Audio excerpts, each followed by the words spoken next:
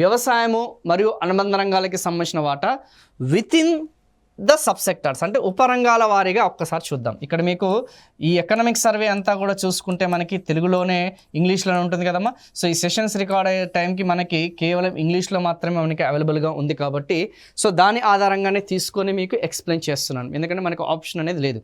So ఉపరంగాల వారీగా చూసుకుంటే ఉపరంగాల వారీగా ఆల్రెడీ మీకు చెప్పిన ఏమని స్టార్టింగ్లోనే మీకు ఒక ఐడియా అనేది ఇచ్చిన. సో పంటలు అనేది మనకి వన్ ఆఫ్ ది ఉపభాగం, ఉపరంగానికి సంబంధించింది.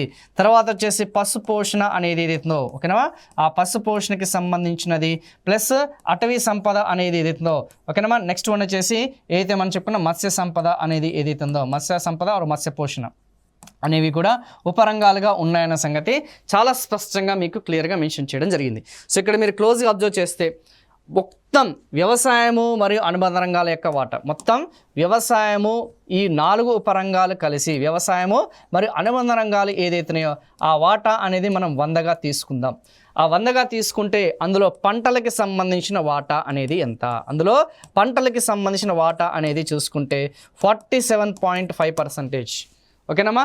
అట్ ద సేమ్ టైం ఈ యొక్క లైఫ్ స్టాక్ ఏదైతే ఉందో ఆ యొక్క పశు పోషణకి సంబంధించిన వాటా అనేది ఏదైతే ఉందో అది ఎంత ఉంది, 46.8% ఉంది. చాలా స్పష్టంగా ఇక్కడ చాలా క్లియర్గా మనకు తెలుస్తుంది. అదే అటవీ సంపద అనేది చూసుకుంటే ఓకే, అటవీ ఉత్పత్తులు అనేది చూసుకుంటే మొత్తం 100 రూపాయల్లో 2.2% అనేది ఏదైతే ఉందో అది వచ్చేసి అటవీ. తర్వాత ఫైనల్గా చూసుకుంటే మత్స్య సంపద అనేది ఏదైతే ఉందో ఆర్ మత్స్య పోషణ అనేది చూసుకుంటే ఆన్ అండ్ యావరేజ్గా దాని యొక్క వాటా అనేది 3.5% అనేది చాలా స్పష్టంగా తెలుస్తుంది.